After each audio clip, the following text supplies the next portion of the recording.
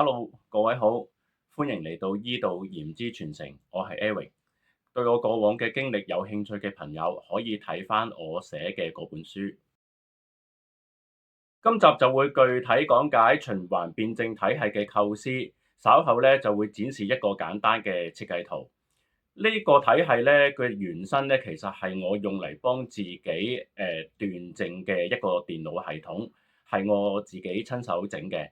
咁啊，隨住一位親戚嘅心臟血管爆裂啦，咁到今時今日咧，佢就已經進化成一個體系。呢個體系目前就只係等待資源同埋承繼人去合力開發。咁因為我年紀慢慢大啦，冇咁嘅心力去獨自完成呢個體系，只可以負責傳承同埋協助開發新嘅體系。中醫術嚟講呢，我就2015年就開始臨床跟診學習。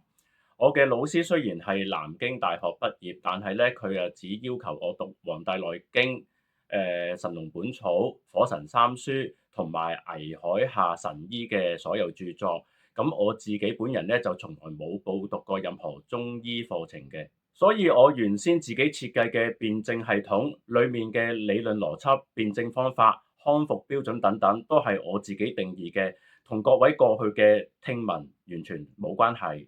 呢個體系嘅構思咧，係源於一位親戚因為失眠去咗香港某一間藥房睇中醫，結果飲咗藥之後咧就突然出好多汗，兼夾神志不清，送咗去醫院，診斷結果咧就係心臟血管破裂。當日我趕到現場嘅時候咧，佢家人就俾咗條中藥處方我睇，成分係四物湯加大棗、酸棗仁、黃連、杞子、黨參、黃芪咁樣啦，都係啲滋陰補藥。其實所謂補藥毒藥係睇下你咩時候去用，用喺咩人身上。呢類滋補藥材對一個長期病患嘅老人家嚟講，肯定係毒藥。氣血兩虧嘅人啊，你俾佢食啲大補嘅猛藥或者山珍海味呢，佢身體吸收唔到，反而會堵塞經脈，加重病情。以我之前長期睇中醫嘅經驗，我個人將中醫師咧就分為兩大類，分別係師承嘅中醫同埋學院嘅中醫。師承中醫師一般係比較大膽，藥材用量咧係會比較多嘅，無論病情變好或者變壞，處方見效都係快，因為佢哋多數都係用湯劑。學院嘅中醫師相對係較為謹慎嘅，會用好安全嘅處方，即係食唔死你又醫唔好你嗰種咯。病人食藥之後咧，通常咧冇咩反應，一錢當歸唔夠膽用嘅醫師咧，我都係見過嘅。比較細膽嘅中醫師咧，就必定係會用粉劑、丸劑，因為藥性較為緩慢，處方就算錯咗，病人都唔會察覺到。不過咧，某啲嚴重嘅個案病人咧，就因為唔太受藥啦，例如 cancer 啊、陰虛火旺體質嘅人。或例如慢性肝病嗰種啦，的確係要用粉劑、丸劑嚟治療嘅。講翻我嗰位親戚啦，咁佢喺醫院翻出嚟之後咧，就需要長期洗腎。咁所謂冰封三尺，非一日之寒。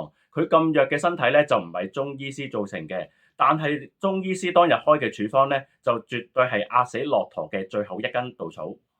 我個人覺得咧，容醫殺嘅人咧，就會比謀殺犯多嘅。我唔理解嗰個執業資格咧，究竟係點樣得嚟？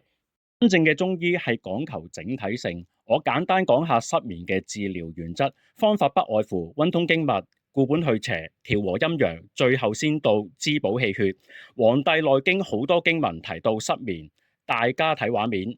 第一條，腸胃氣機阻滯引起失眠；第二條，老人家氣虛血弱、陰陽失調、經脈堵塞，所以失眠；第三條係都市病。因為感冒食咗西藥壓制症狀，變咗感冒清唔到，感冒清唔到會令到陽氣需要留在體表抵抗病邪而不入臟腑，所以失眠。第四條呢，都係外感引起嘅失眠，例如外感入咗陽明經，佢入咗陽明經之後呢，就會化熱，化熱之後呢，就會引動心火、膽火過旺。一個辦公室 OL 持續幾年外感咧，其實現在嚟講都係好常見嘅。中醫似乎而家連外感都唔識醫啦。坦白講，而家好多中醫師睇症唔去研究病因，寫完條處方就當搞掂咗。先前提過，好多老人家血管硬化冇咗彈性，仲夾硬用滋補藥，咁咪出事咯。點解要咁急功近利呢？氣血呢樣嘢啊，始終都係靠飲食而來。點解唔加強消化道功能先呢？養翻好脾胃先呢？治病不求本，中醫行業而家已經入咗邪道啦。凡用藥之法，可救人亦可害人，醫者請務必持敬畏之心，謹慎對待。我而家簡單講一講循環辯證體系嘅特點。至於演算法流程，因為太過複雜，我就唔講啦。大家可以睇圖。成個體系暫時分4個部分，分別係傳承教育、臨床實踐、資格認證、數據智能。呢4個部分會融合成一個自我迭代嘅閉環。體系裏面傳承教育部分，中醫經典同埋醫案問題可以通過 AI 老師解答。師傅主要功能就係帶住學生去臨床跟診學習。呢個就係師徒模式嘅臨床實踐。醫生必須通過臨床實踐訓練出嚟，冇班房，只有實驗中心。之後臨床醫案又會用來訓練 AI 同埋協助醫生做病理分析、整理醫案。醫生資格由系統按實際醫案質量同埋數據認證，數據嚟自該醫生嘅老師評分同埋病人實際情況等等。如果病人情況越醫越差，個老師給予學生高評分的話呢，老師要解釋原因，情況嚴重會被暫停教學資格，接受調查。當實習醫生得到老師認可，可以自行診症嘅時候呢，學生可以自行去農村訪貧問苦，找尋病人。呢個世界呢，有好多人係需要幫助嘅。麻煩揾父母贊助資源，順便幫父母積下陰德。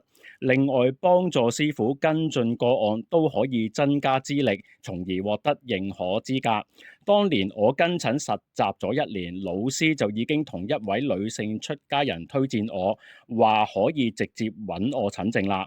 我目前多數嘅病人呢，其實都係老師以前嘅病人。講返正題，書本係靜態嘅理想模型，人生係動態嘅化學反應。呢個體系其中一個厲害嘅地方呢，就係非永久性嘅認證機制。人力有盡時，醫生都係血肉之軀，會病會衰退。當有一日將紅色睇咗做青色，思考邏輯混亂，處方組成不知所謂，或者犯嚴重錯誤嘅話，系統會扣分、降級，甚至取消佢個資格，唔需要等醫務委員會16年。體系裏面，老師自行招收學生，學生不拘學歷。如果跳大神醫到病嘅話，一律可以提交醫案，照機制評核，晉級天下奇才。關於奇人異事呢，我就有個故事想講。5年前有次我唔舒服，咁我自己醫咗3個星期都醫唔好，之後就俾我遇上咗一個道教嘅中醫師。當日我入門口都未開口講我乜嘢事，佢就已經同我講話我冇醫生執業資格，幫人治療有機會背負病人嘅因果。咁我問佢：你點知㗎？佢就話係佢祖師講嘅。我當場就去咗佢個神壇，邀請佢祖師出嚟見個面。咁當然啦，我請唔到佢祖師啦。佢啲藥我未食，但係我個症狀就已經消失咗，好返啦。不過冇得驗證嘅嘢呢，只可以 for reference only。亦因為呢個經歷呢，我就已經甚少幫人睇病，只係間中係有啲貴人冇辦法推辭，咁就焗住幫佢睇啦。因此他日出山護持正法，我會祭告天地，請天地為我作證，令我可以幫人醫病，傳承中醫術。學生得到認可資格後，如果經常犯錯，老師要被問責。所謂教不嚴，師之惰。若果發現老師同學生作弊嘅話，就請師徒一齊離開啦。而家周不時發現假學歷、假證書。呢個體系裏面，就算好識造假都冇用，因為認證係靠臨床實戰。例如系統有病人反饋機制，醫生咧就堵不住悠悠眾口，就算串通好病人都冇用，因為系統裏邊咧有治療標準，例如老人痴呆症、癌症嘅康復標準係用體溫、血壓穩定性等等嚟判定，癌症唔用腫瘤尺寸做康復標準，因為怕醫生急功近利濫用溫通藥物攻腫瘤。腸胃功能用 AI 攝像數據對比分析，或者驗唾液判斷，而且要求醫院檢驗報告或者數據實時監測。科技團隊咧係獨立運作嘅，醫生改唔到程式碼，睇下仲會唔會有人可以賄賂到電腦系統。如果醫術唔合格嘅話，就算你有10個醫學博士都冇用，系統會按機制移除技術差嘅醫生，一切按機制辦事。醫生嘅資格係要憑真本事取得。藝高人膽大，但係每逢動過手嘅地方咧都有風險。名醫呢個稱譽唔係代表從來不犯錯，而係認錯檢討，繼續精進。坦白講，有啲情況根本有理說不清。最常見就係病人唔配合。我見過一個痛風嘅病人唔肯戒酒，之後咧就將病情惡化嘅責任咧推俾醫生。呢方面咧系統會有一個評估機制，叫做痊癒機會率。例如求診者嘅同住人之中咧，有長期病患者需要求診者親自照顧嘅，咁佢嘅痊癒機會率咧就會下降啦。又或者病人要做2份工作，因而休息時間不足，痊癒機會率咧又會降低啦。當然病人唔配合嘅話咧，就一定會扣分啦。痊癒機會率同時咧係會用嚟平衡翻實際治療效果嘅。事實上咧，某啲病人真係極難治療噶嘛。大家先前睇圖可能會有啲唔明，我再解說一下個體系。第一，雙軌教學模式 ，AI 老師負責提供中醫經典理論嘅解釋，學生有唔明嘅地方可以去問，經典裡面嘅內容就麻煩自己喺屋企好好研究。如果必須要按課本嚟教嘅話咧，就建議去讀大學會比較適合。老師帶住學生去助診，就負責傳授臨床實戰嘅辯證思維、溝通技巧等等。因為有啲竅門咧係冇辦法被數字化嘅，必須要親傳。例如有一次跟診，病人已經講咗醫院報告照到乳房腫瘤，咁我嘅老師咧就同病人講，只係經脈堵塞啫，疏通咗冇事噶啦。之後咧，我就問阿黃醫師啦，點解你好似講到個病情咁不嚴重咁嘅咧？咁佢老人家就斜視咗我一眼，之後咧就答我啦。佢而家就係經脈堵塞啊嘛，咁你覺得你同佢講有機會變成惡性腫瘤㗎？咁呢啲説話會對佢個病情有冇幫助咧？嗱。跟診咧就雖然間中咧就會好似我咁樣啦，俾人鬧啦，但呢啲經驗咧其實係好寶貴嘅。嗱，咁第二點啦，教學咧就唔會有傳統班房，之前講過啦。學習或者醫療行為咧就主要發生喺呢個實驗中心同埋診症嘅現場。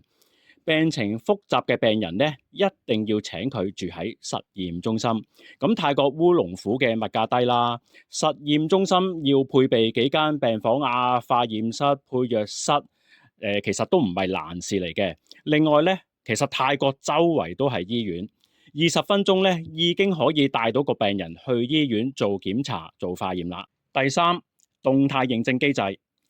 資格認證完全係依靠實際醫案內容同埋數據，綜合結果由系統進行認證嘅。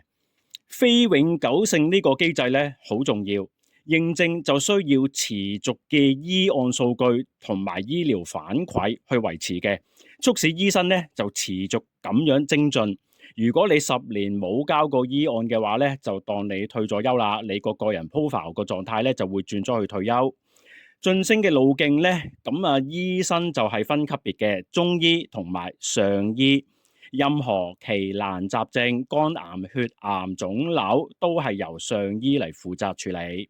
第四咧，呢個體系係一個閉環嘅數據生態，核心在於醫案數據庫。數據咧就係用喺訓練 AI 啊，輔助醫生進行病理分析做決策，同時用資料庫數據嚟評核醫案。醫生喺呢個體系裏面咧，既係學習者，又係醫療服務提供者，同時都係體系數據嘅貢獻者，推動住整個系統、整個體系不斷進步。我相信今日呢條視頻咧都應該得罪晒所有嘅中醫朋友㗎啦。大家未必有科技知識，怕大家聽唔明我嘅演算邏輯，所以我就唔展示具有科技特色嘅中醫技法啦。之後我會盡量用返傳統中醫技藝嚟製作視頻，等各位中醫師同埋觀眾朋友認識一下中醫師係應該點樣治病嘅。今集嘅時間夠啦，下集再見，拜拜。